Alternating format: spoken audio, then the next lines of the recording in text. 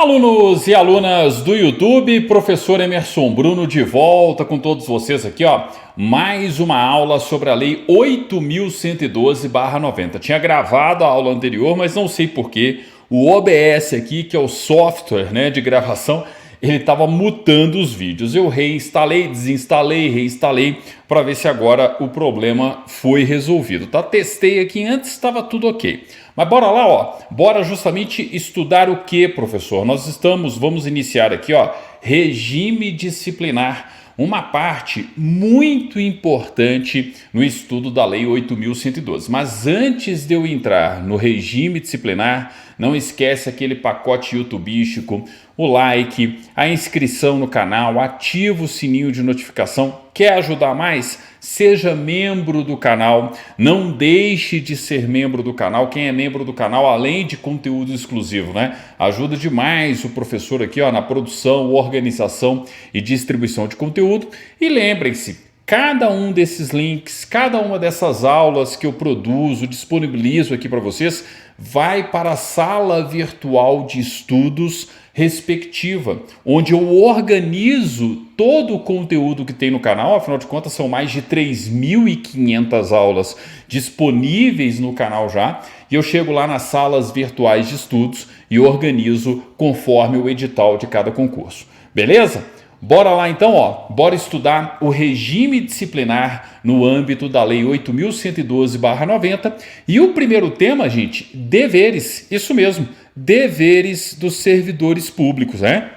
Então vamos lá, ó. Vamos para o estudo dessa importante parte aqui, ó, dos deveres. Opa, deixa eu voltar aqui, ó. Dos deveres do servidor público. Inciso 1, óbvio, né? O que se espera de qualquer servidor público Brasil afora? Que ele exerça com zelo e dedicação as atribuições do cargo. Então, o exercício com zelo e dedicação das atribuições do cargo público, obviamente, é um dever do servidor.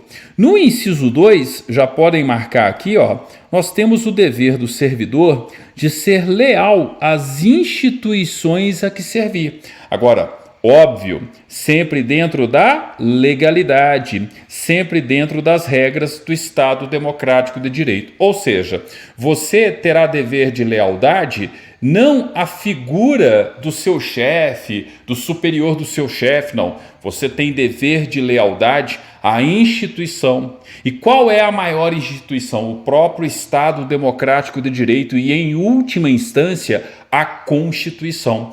Por isso que nenhum servidor está obrigado a cumprir uma ordem manifestadamente ilegal, manifestadamente inconstitucional. E a gente vai ver no decorrer do próprio artigo 116 que outro dever, né, patente, latente para qualquer servidor público Brasil afora, e não só na Lei 8.112, é que se ele toma conhecimento de uma ilegalidade, de um arbítrio, de um abuso de poder, ele tem que dedurar, ele tem que denunciar a autoridade responsável. Ah, professor, mas é o chefe dele. Não interessa. Isso é controle interno da administração pública. E em qualquer mecanismo de controle interno da administração pública, todos os agentes públicos estão submetidos à legalidade. Ninguém é maior do que a Constituição, ninguém é maior do que a legalidade. Então, por isso que você tem que ser leal, mas lealdade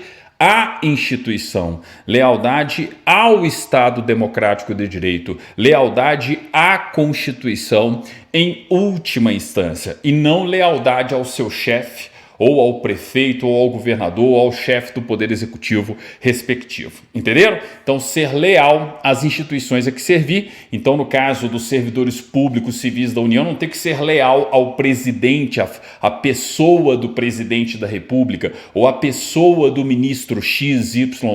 Eu tenho que ser leal à instituição, ao ministério, à presidência, ao Estado Democrático de Direito, sempre dentro das regras traçadas pela própria CF 88, ok? Cuidado, guarda isso aí porque é importante. E por que é importante, professor? Porque tem a ver com o próximo dever. Olha só o inciso 3 aqui, ó. Falei do inciso 3, é dever do servidor público no âmbito do Estatuto dos Servidores Públicos Civis da União. E não só no âmbito da Lei 8.112, mas de qualquer estatuto. Observar as normas legais e regulamentares. De novo, gente, o princípio da legalidade. Tranquilo? Falei do princípio da legalidade, sempre o respeito à legalidade. Afinal de contas, vocês já estudaram isso aqui comigo, ó. Vocês já estudaram legalidade, impessoalidade, moralidade, publicidade e eficiência. Ora, se legalidade é um princípio da administração pública, é um dever do servidor público observar as normas legais e regulamentares. É uma questão óbvia aí. E, obviamente, como uma consequência, a gente tem o inciso 4. Olha só o inciso 4. Cumprir as ordens superiores, exceto quando manifestadamente ilegais. Então, atenção, é um dever de qualquer servidor público cumprir as ordens superiores, tá? E existe uma relação de hierarquia e subordinação, gente, na ADM pública, na administração pública. Agora, quando eu falo, né, dessa hierarquia... Deixa eu passar para cá, gente, por causa do reflexo aqui, ó. Entendeu? Ó, se eu falo justamente, né, dessa relação de hierarquia e subordinação existente na administração pública, isso significa que eu tenho que obedecer qualquer tipo de ordem? Claro que não. Quando eu vou justamente, né, para o texto da Lei 8.112, obviamente, de acordo com o texto constitucional, nenhum servidor público está obrigado a cumprir uma ordem, a executar uma ordem, quando manifestadamente ilegal,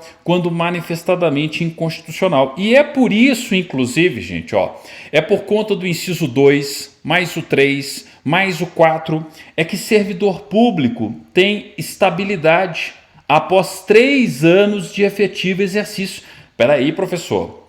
Quer dizer que a estabilidade tem a ver com o correto e legal cumprimento do conjunto de atribuições e responsabilidades do cargo público? Exatamente, tá? Porque parem para pensar. Se eu estou amparado pela garantia da estabilidade enquanto servidor público, estabilidade não é privilégio, é garantia. Se eu estou amparado, eu consigo, inclusive, desrespeitar, entre aspas, ou melhor dizer, não cumprir a ordem manifestadamente ilegal emanada pela autoridade superior, sem temer perder o meu cargo enquanto servidor público. Qualquer agente público, qualquer servidor público efetivo no Brasil é um defensor, um fiscal da própria administração, da própria legalidade. Por isso que vocês estão aqui estudando, ó, direito administrativo, direito constitucional, Lei 8.112, tá? Então nada incomoda mais um corrupto, nada incomoda mais um gestor incompetente do que um servidor público estável, bem selecionado, bem capacitado. Por quê? Porque na hora que aquele administrador corrupto, aquele, né, gestor corrupto, emanar uma ordem ilegal, arbitrária, inconstitucional, o que você, servidor dotado de estabilidade, vai fazer? Não vai cumprir. E além de não cumprir, vai dedurar. Vai comunicar e provocar os órgãos de controle, seja no âmbito do controle interno, a autoridade hierárquica superior, seja no âmbito do controle externo. Nós podemos ter, né, uma denúncia no Tribunal de Contas respectivo, uma representação no Ministério Público.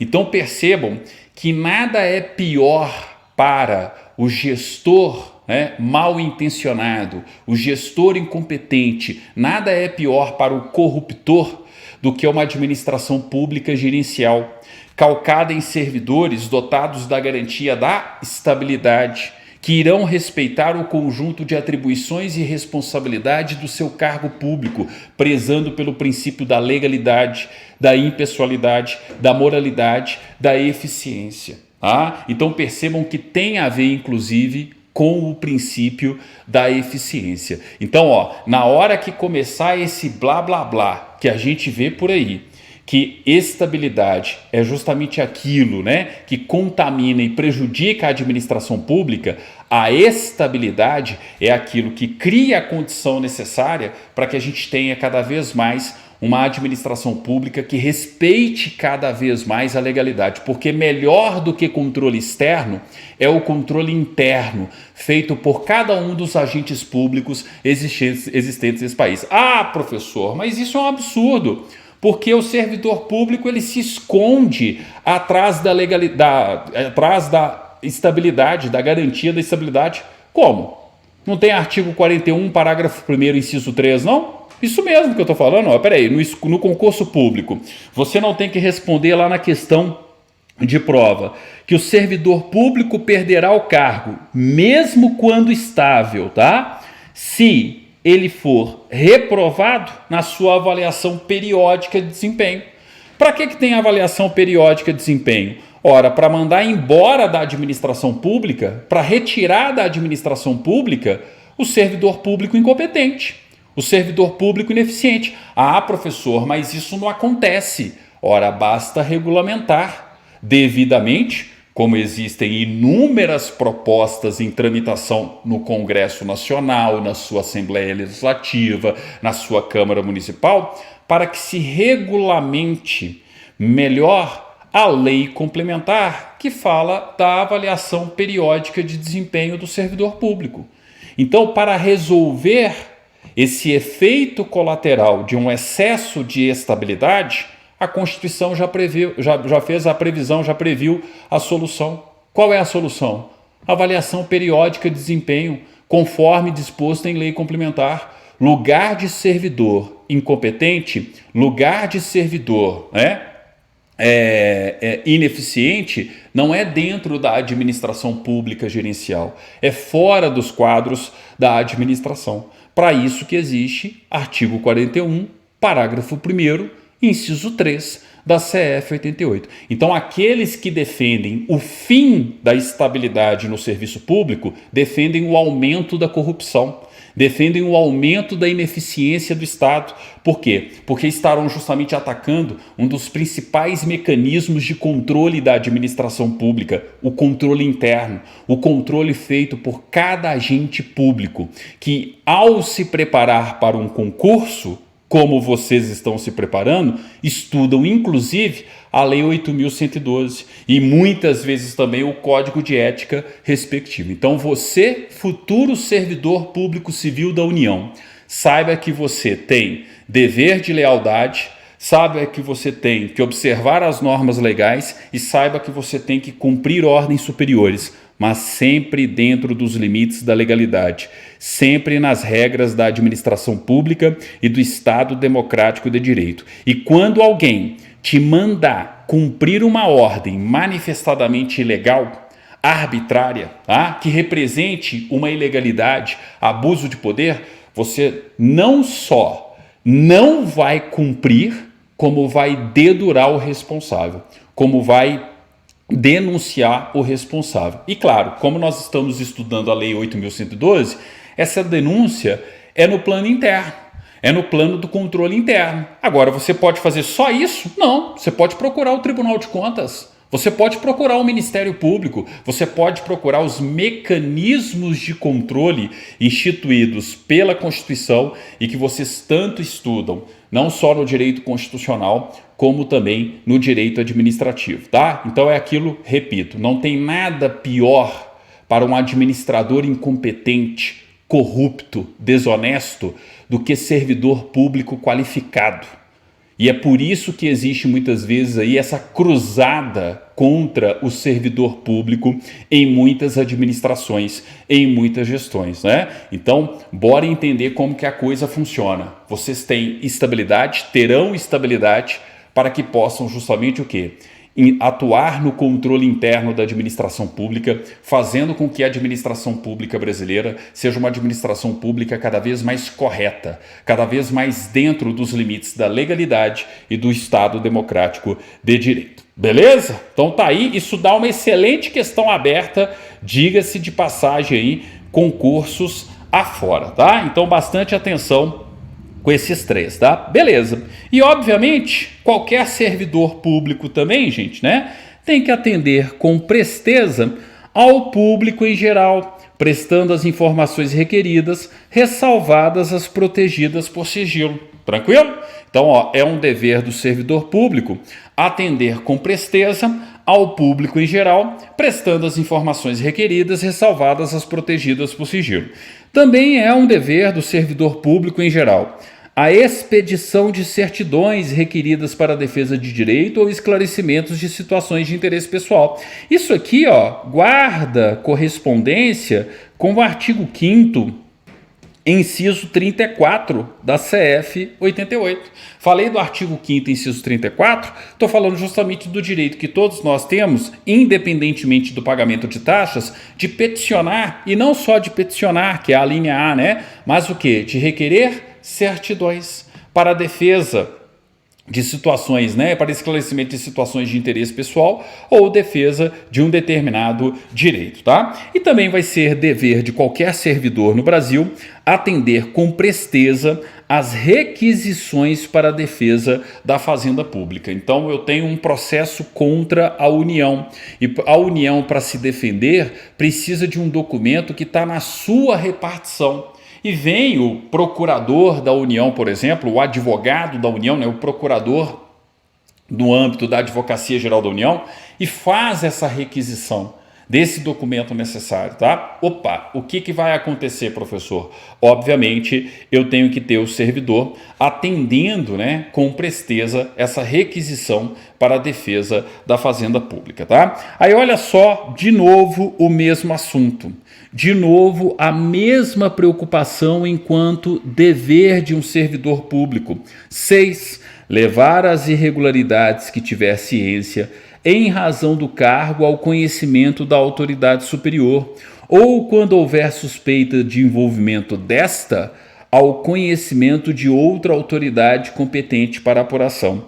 Olhe o servidor dotado de estabilidade, né? Defendendo a legalidade e o Estado democrático de direito aqui, ó, agindo como um agente de controle interno da administração pública, seja no sentido de denunciar a irregularidade para o chefe, para o superior hierárquico, mas quando este estiver envolvido, para outra autoridade competente para apuração. Então, não necessariamente no controle interno, pode até ser no âmbito do controle externo da administração pública. Como eu disse, ó, o controle externo feito pelo Poder Legislativo com auxílio dos tribunais de contas, qualquer cidadão é parte legítima para oferecer uma denúncia no Tribunal de Contas respectivo. Você pode procurar o balcão, entre aspas, né, do Ministério Público e representar junto ao Ministério Público para que se tomem as providências cabíveis. Fora, né, outras medidas que estão no âmbito do controle da administração pública. Não tem Controladoria Geral da União? Não tem, gente, as auditorias internas no âmbito dos ministérios e assim por diante? Então percebam que local para esse servidor dedurar é o que não falta. Beleza? Bola para frente aqui, ó. 7. Zelar pela economia do material e a conservação do patrimônio público. Óbvio, né? Servidor que é servidor, até em razão do princípio da eficiência, vai zelar pela economia do material e conservação do patrimônio público. Aí vem o 8, ó. O 8 é clássico de prova, hein? Guardar sigilo sobre assunto da repartição. Ó, o servidor que descumpre isso aqui, a penalidade, tá, aplicada aqui, ó, é a pena de demissão. Mas quando que ele vai ser demitido? Quando a atitude dele for dolosa. Ou seja, dolosamente ele revelou, ele vazou uma informação sigilosa, que era sigilosa no âmbito da administração, tá? Podem marcar isso aqui, ó. Isso aqui não é questão de prova qualquer, isso aqui despenca em provas e concursos Brasil afora. Tranquilo? Tranquilo. 9. Manter conduta compatível com a moralidade administrativa. Óbvio, né? De novo, os princípios da administração pública.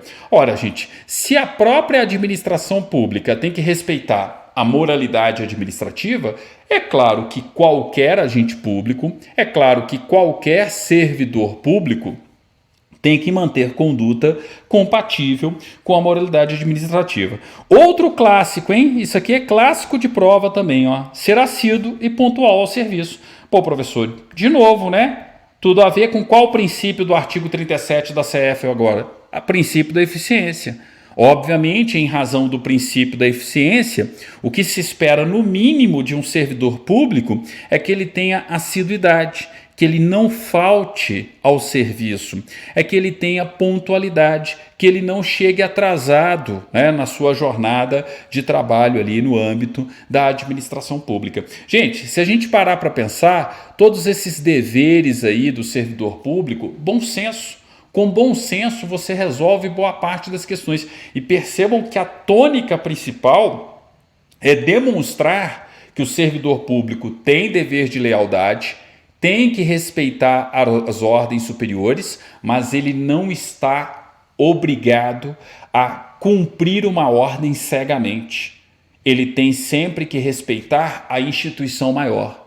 Qual é a instituição maior? A figura do fulano, do beltrano, que hierarquicamente é superior a ele? Não. O Estado democrático de direito e a Constituição em última instância. É aquilo que eu sempre falo, é Constituição acima de tudo e Constituição acima de todos. Ninguém está acima da Constituição.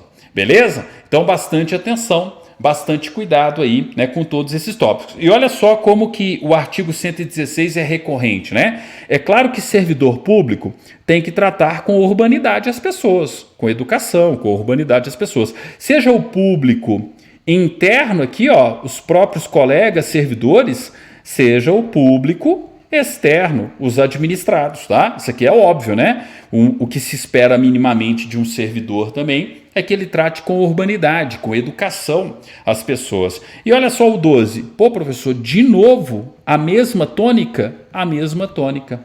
Representar contra a ilegalidade, omissão ou abuso de poder.